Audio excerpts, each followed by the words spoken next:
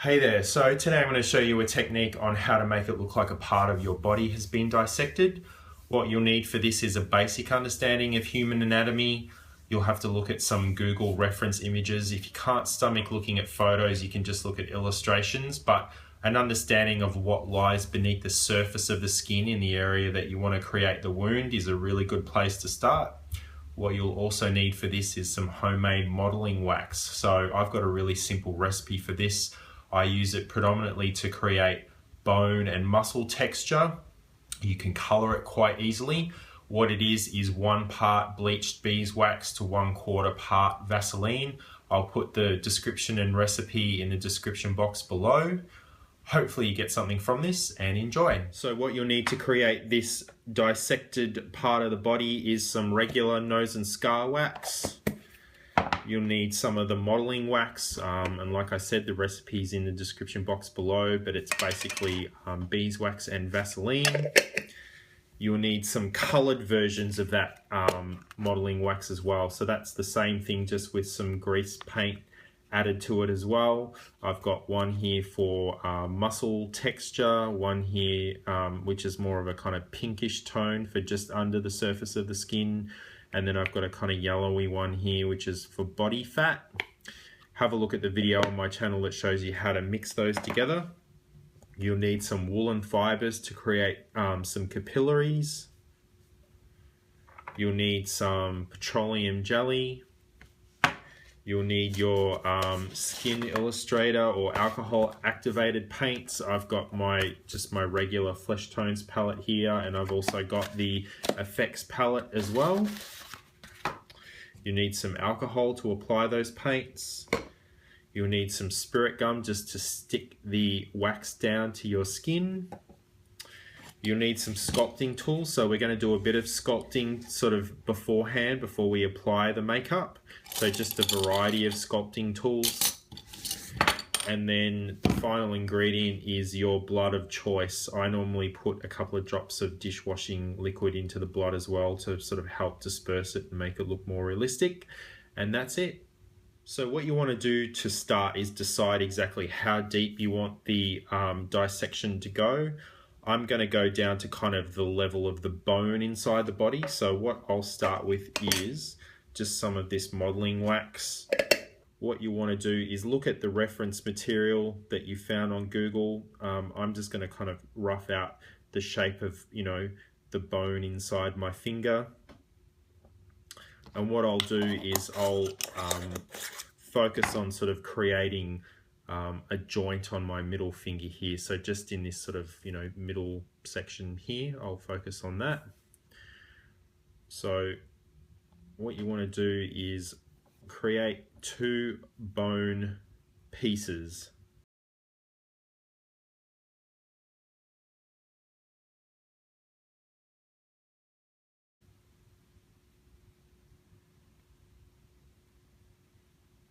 So once you've created this sort of joint in the finger, this is obviously quite a chunky, 3-dimensional piece. What I normally do to make it sit nice and flush with the skin is I like to kind of cut it right down the middle, so you end up with 2 halves. If you want to, you can hold on to one and kind of use it later on as well.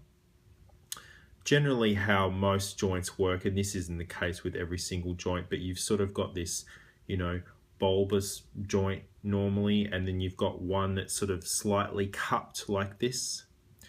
But if you have a look at things like kneecaps and elbows and finger joints and things like that, that's generally what it looks like. If you want to be 100% anatomically correct, there's also a sort of, joint casing around the outside of this as well. But, we want to make it look like the bone's exposed, so we're just going to leave the joint like this. So what you want to do now is cut that right down the middle.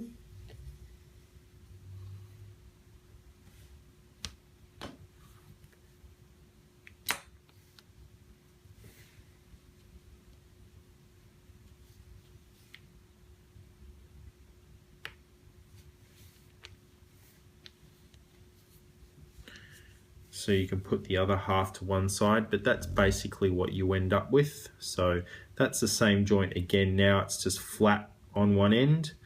And if you want the bone to kind of taper off more smoothly, you can kind of get your fingers and just sort of flatten this out a little bit at the end as well, just so it sort of tapers back down to your skin more naturally as well.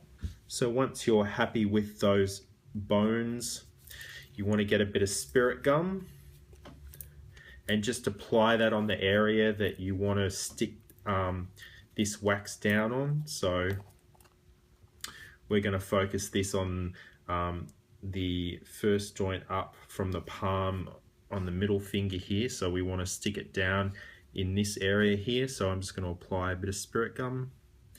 Be quite liberal with this as well. It requires a little bit more spirit gum than normal just to stick these modeling wax pieces down. And once you've done that, what you want to do is work out roughly where this joint may be in your body and kind of line up your bone pieces.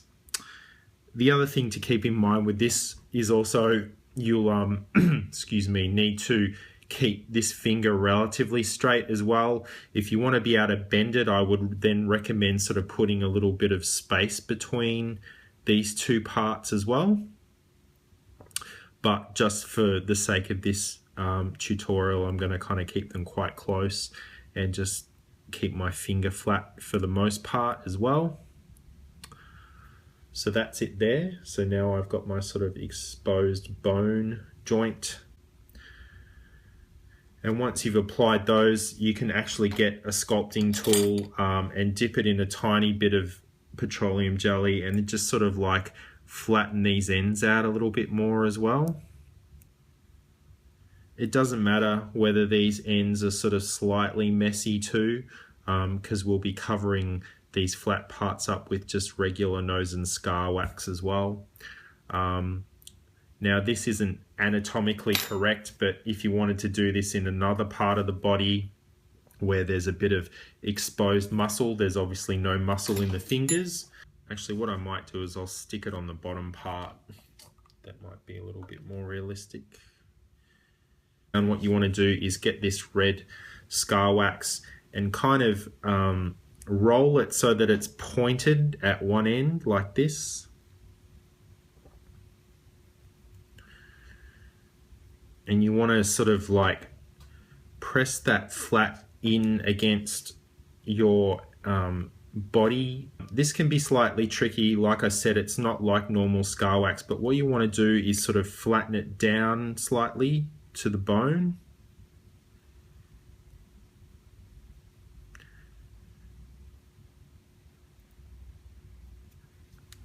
Like this.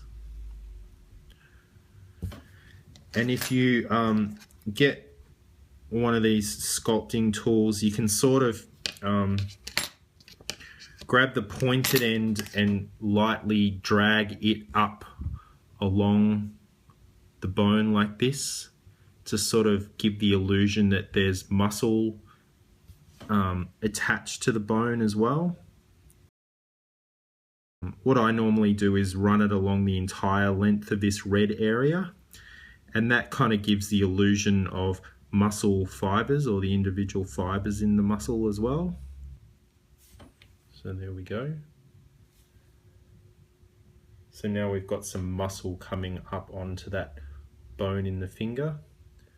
And like I said, this obviously isn't anatomically correct, but this just gives you an idea of what you can do with this modeling wax as well. So another trick I also used for this is if you want, you can get a slightly kind of pinker tone and just mimic some tendon by kind of getting this pinker wax and rolling it into little worms, and then just kind of, you know, nesting it in around the joint as well to make it look like there's some tendon and stuff like that wrapping around the muscle, the bones in the joint. And I normally just get sort of the spatula and flatten those out as well. So that's just one in the side there. You know, these details, like, you know, you can either leave them out or add them in.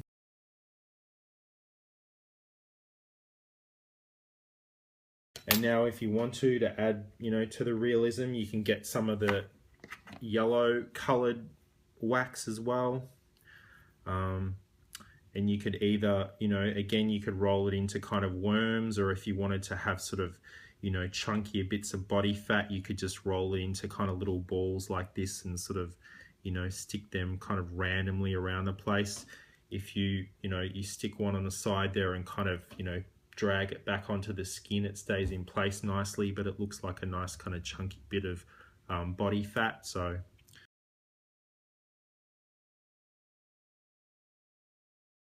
and so once you're sort of happy with the inside, you can start to add another level of detail inside the wound as well. So I'm just going to go over this sort of entirely with spirit gum. What you can do now is get some of these fine strands of wool that you pulled apart. You know, grab a reasonable sort of strand of it like this and just kind of lightly drag it across the top of the wound. What makes it look more effective, I think, is when you sort of, you know, you get one long piece and you kind of drag it right across the entire length of the wound as well. So you can see that there, just across the bone like that. And what you can do is get, you know, one of the sculpting tools and sort of go in and just manipulate the position of it as well and make it look like it's kind of contouring to the bone a little bit better as well. And you can sort of spread out some of those fibres too to make them look more realistic. So that's some capillaries added with the red wool in there. So once you're happy with how it all looks, you can now go in and start adding the skin back in around the edges. So again, I normally go over the whole outer edge of the area you've just created with some spirit gum, just to make sure that the nose and scar wax will stick down properly. And then just wait for that to get tacky. Normally dab my finger on it a couple of times and sort of get it a bit tackier than that. And what you want to do now is just go in with regular nose and scar wax and sort of create the incision area in the skin around the outside of this wound. So just grab some nose and scar wax. And the thing I find easiest, you know, creating this is, again, roll it up into kind of sausages. They're just easier to kind of work with. So put some petroleum jelly on your fingers if you find the nose and scar wax sticking too easily. You can, you know, roll it in your palm as well and keep this finger flat at the same time. So I'll just do this kind of roughly. It's really up to you what shape you want to do this incision to. Normally the edges are quite straight with surgical incisions as well, so they're not jagged by any means. So what I'm going to do is just sort of start at one end and then, you know, bring it all the way back down to this end here where the wound stops. So once you've stuck that worm down, what you want to do is just sort of drag it out along the sides here. If it ends up being a bit wobbly, it's not a bad thing. A bit of randomness is okay.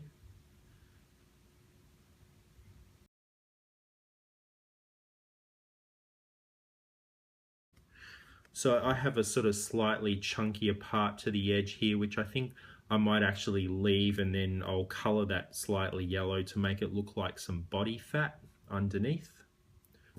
But I'm relatively happy with that one side. And what you want to do is just repeat that on the opposite side.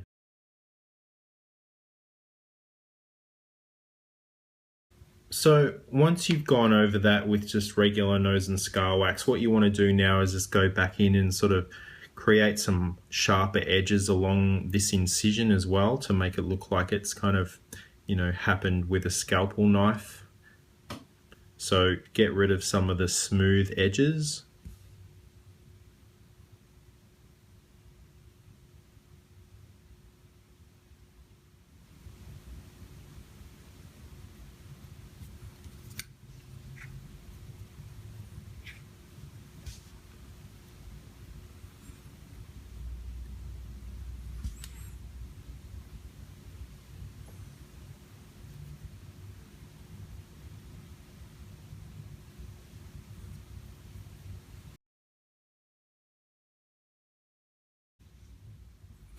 I find that using, you know, a fine pointed brush as well also helps kind of clean out the sides of these wounds too. So after you've gone back in with some sculpting tools, you may find some jagged edges in there. So just grab a small pointed brush, an old one, and dip it in a bit of Vaseline and just, you know, run it along the edges here to sort of help clean up the inside of the wound.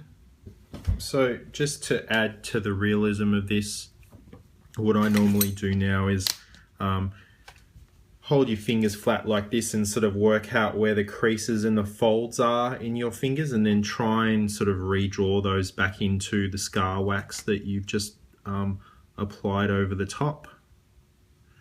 Normally, if you sort of flip your finger around, you can use your knuckles as a guide for where those folds should be on the opposite side. So once you're happy with the sculpt, I normally go in just with a stipple sponge and sort of add a bit of texture to the nose and scar wax just to make sure that the paint sticks to it okay. The other thing this does too is just remove some of the shine as well. So I go around and kind of lightly dab this in place.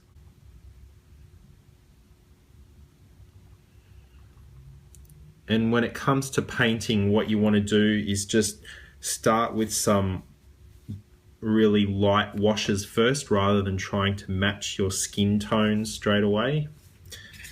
So I go in with a bit of pink first to try and match it to the pink on the inside of my palm.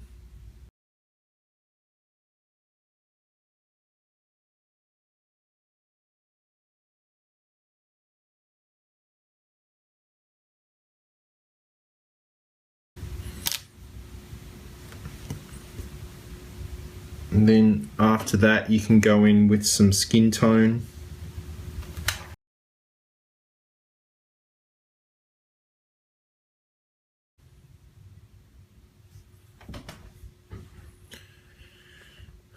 So that's it there. And what I normally do now is I just go back in and line the inside with some darker red to make it look like the skin has actually been cut. So I'll get the effects palette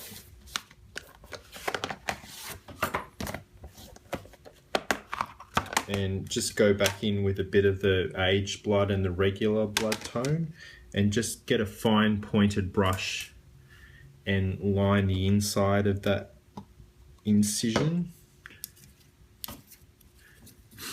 You can also use this as well if you wanted to create some more depth in behind the bones as well. You can definitely go in and add some more red inside the wound too.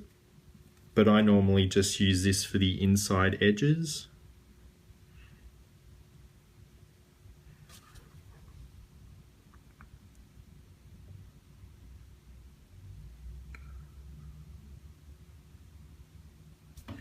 And this just adds a nice bit of dimension to the cut as well.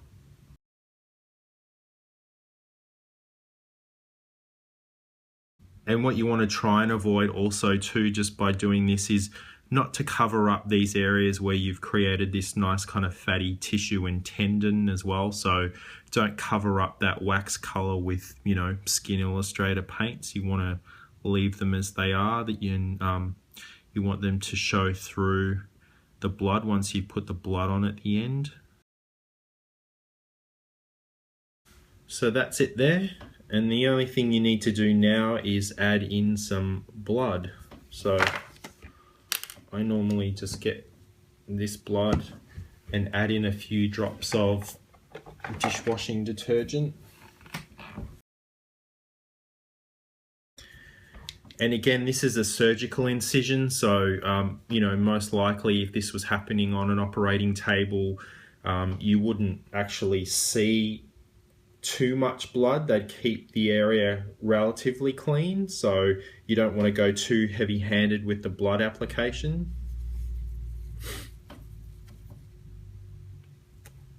So I normally just focus it on the sort of inside edges first.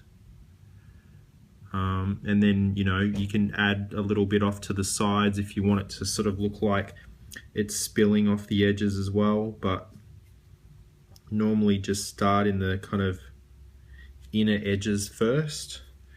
And then you can definitely, and what I would recommend is going back in and kind of mopping some of the blood up once you've applied this first layer as well. I also like to kind of put some in between the bone joint too, that helps kind of define the shape of the bones a bit better. So you can sort of stick some in the middle. Doesn't matter if it kind of sticks out on the edges, because you can go back in and mop that up later on.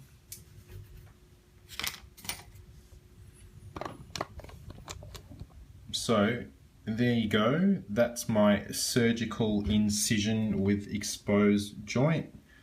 You can obviously adapt this any way you want and put it on a different part of the body. And as you can see there, there's some capillaries running down the side of the bone, and some fatty tissue popping out, and some sort of tendon and things like that. So feel free to adapt this and sort of put this on any part of the body that you want to as well. Obviously, you know, muscle doesn't exist like this in real fingers, as I said, but I just wanted to give you a demonstration of how you can kind of create some muscle texture in there too. So that's my surgical incision of the finger. That's what it looks like from the side. So obviously it's sticking up above your real finger, but from the front it actually looks like it's been sliced open. And hopefully you can use this in your makeups.